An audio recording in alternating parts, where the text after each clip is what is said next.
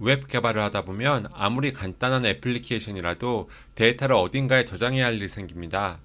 보통 이럴 때 데이터베이스 서버나 클라우드 플랫폼에 데이터를 저장하는 경우가 많을 거예요. 하지만 저장해야 할 데이터가 별로 중요하지 않거나 유실돼도 무방할 데이터라면 서버 단의 데이터를 저장하는 것이 낭비일 수가 있습니다. 그래서 이번 영상에서는 클라이언트 단, 즉 브라우저 상에 데이터를 저장할 수 있는 기술인 로컬 스토리지와 세션 스토리지에 대해서 알아보려고 합니다. 먼저 웹 스토리지에 대한 개념을 먼저 짚고 넘어가는 것이 좋을 것 같아요. 브라우저 개발자 도구에서 애플리케이션 탭을 보시면 브라우저가 제공하는 스토리지가 여러 종류라는 것을 알 수 있는데요. 이 중에서 가장 많이 사용되고 쉽게 사용할 수 있는 것이 로컬 스토리지와 세션 스토리지입니다. 의외로 이 두 스토리지를 헷갈려하는 분들이 많이 있는데요. 이 둘의 공통점은 키와 값의 쌍으로 이루어진 비교적 간단한 데이터를 저장하는 데 사용한다는 것입니다. 반면에 이 두 스토리지의 차이점은 저장한 데이터가 어떤 범위 내에서 얼마나 오래 보존되느냐에 있습니다. 세션 스토리지는 웹페이지의 세션이 끝날 때 저장된 데이터가 지워지는 반면에 로컬 스토리지는 웹페이지의 세션이 끝나더라도 데이터가 지워지지 않습니다. 이 말이 무엇을 의미하는지 개발자 도구에서 한번 알아보도록 하겠습니다. 먼저 로컬 스토리지에 A라는 키에 1이라는 값을 한번 저장해 볼게요.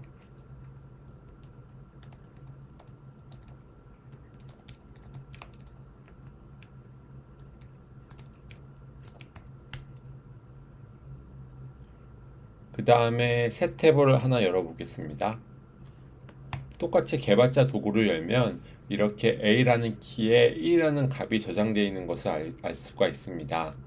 제가 두 번째 탭에서 A라는 키의 값을 2로 수정을 하게 되면 첫 번째 탭으로 돌아갔을 때 역시 값이 2인 것을 알 수가 있습니다. 이번에는 세션 스토리지에 동일한 작업을 진행해 보겠습니다.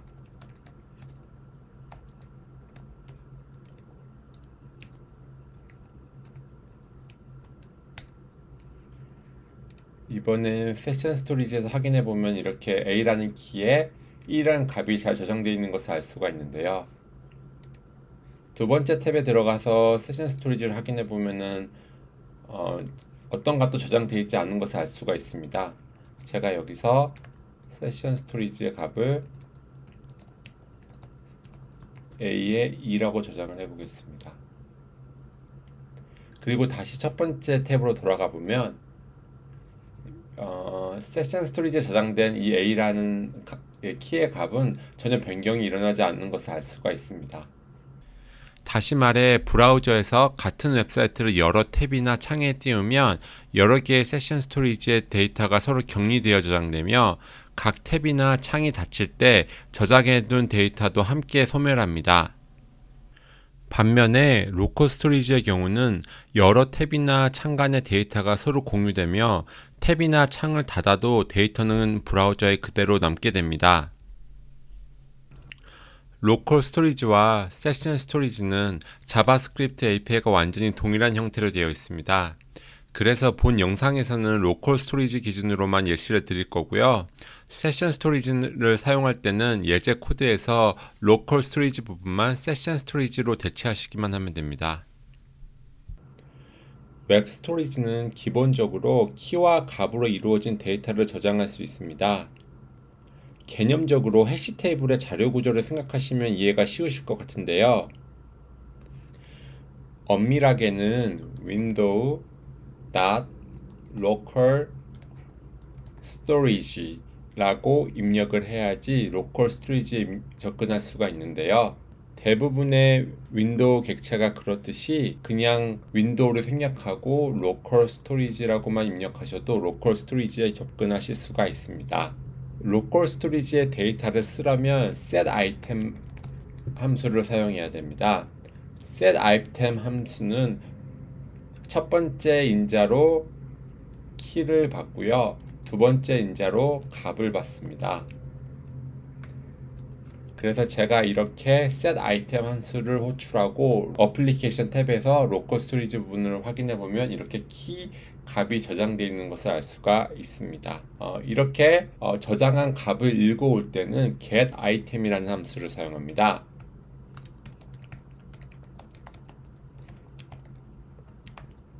get item이라는 함수는 인자를 하나만 받고 이 인자는 저장한 키의 값을 넘기면 됩니다. 그래서 제가 여기에 키라고 넘기면 이렇게 값이 얻어지는 것을 알 수가 있습니다.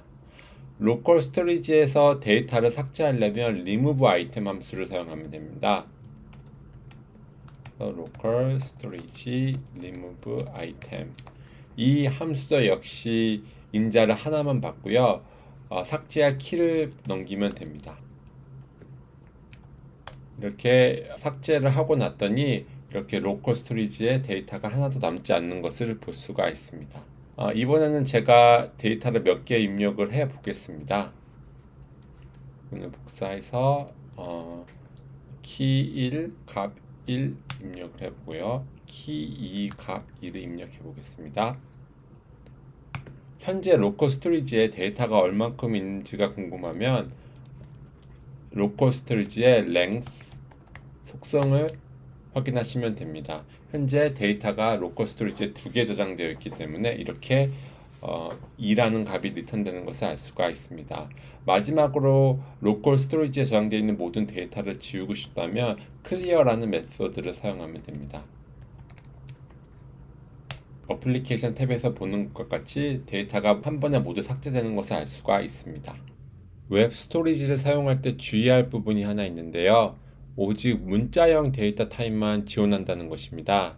예를 들어 숫자형 데이터를 로컬 스토리지에 쓰고 다시 읽어보면 본래 숫자가 아닌 문자가 나오는 것을 알 수가 있는데요. 브라우저 콘솔에서 제가 로컬 스토리지의 set item 함수를 사용해서 넘키에 1이라는 값을 저장해 보겠습니다. 그러면 이렇게 어플리케이션 탭에 1이 잘 저장되어 있는 것을 알 수가 있는데요. 제가 저장한 값을 다시 읽어 보겠습니다. 이번에는 get item 함수를 사용하고요. 여기 num이라고 키를 넘겨보면 1이라는 문자열이 반환된 것을 알 수가 있는데요. 이 부분을 좀 더 명확히 확인하기 위해서 제가 저장할 때 넘겼던 이 숫자 1과 비교해 보겠습니다. 그러면 이렇게 두 값은 다르다고 false가 리턴이 되는 것을 알 수가 있는데요. 한번 이 get item 함수를 통해 얻는 값의 타입을 type of라고 하는 키워드를 통해서 확인해 보겠습니다. 그러면 이렇게 스트링을 얻을 수가 있는데요. 제가 원래 처음에 넘겼던 1이라는 값의 타입은 number입니다.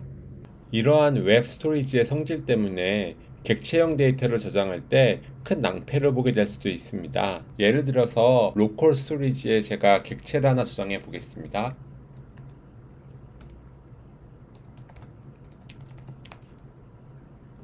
obj라는 키에 이렇게 간단한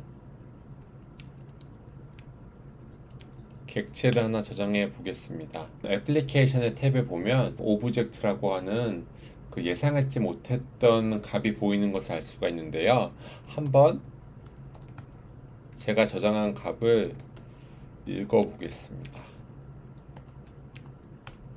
네, 그러면 역시 문자열이 반환되는 것을 알 수가 있는데요. 이러한 문제가 발생하는 이유는 웹 스토리지는 문자열 데이터밖에 저장할 수 없기 때문이거든요. 다른 데이터 타입의 데이터를 저장하려고 하면 웹 스토리지는 자동으로 문자형으로 변환을 해주기 때문입니다. 이 객체를 문자형으로 변환을 해보면 이렇게 오브젝트란 값이 얻어지는 것을 알 수가 있고요. 아까 전에 본 예제에서도 그 1을 저장하려고 했을 때 문자열 1이 저장되는 이유도 동일한 원리라고 보실 수 있습니다. 이 같은 문제를 피하기 위해서 많이 사용하는 방법이 JSON 형태로 데이터를 읽고 쓰는 것입니다. 예를 들어서 방금 저장하려고 했던 객체를 JSON 문자열로 변환한 후에 저장해 보겠습니다.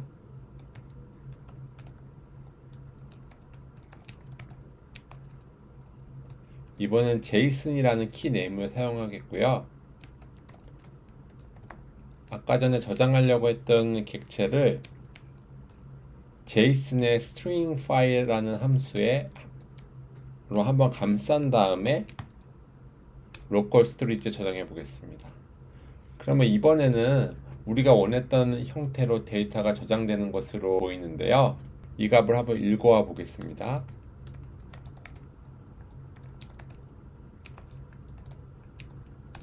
네, 그러면 이렇게 제이슨 형태로 표현이 되고 있는 객체가 저장되어 있는 것을 알 수 있습니다. 이것도 어떻게 보면 문자열이기 때문에 사실 객체는 아닙니다. 최종적으로 프로그램 내에서 객체처럼 사용을 하려고 한다면 제이슨의 parse 함수를 이용해서 이 제이슨 형식의 문자열을 다시 온전한 객체 형태로 바꿔줘야 합니다. 이제 완벽한 객체 형태를 얻을 수가 있습니다. 이처럼 로컬 스토리지에 쓸 데이터를 제이슨 형태로 직렬화하고 읽은 데이터를 제이슨 형태로 역직렬화 해주면 원본의 데이터를 그대로 얻을 수 있습니다.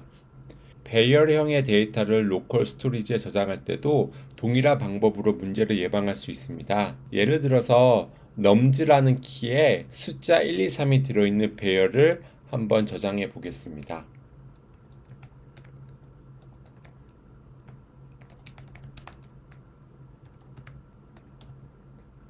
동일한 방법으로 제이슨의 stringify라고 라는 함수에 한번 감싸 주겠습니다.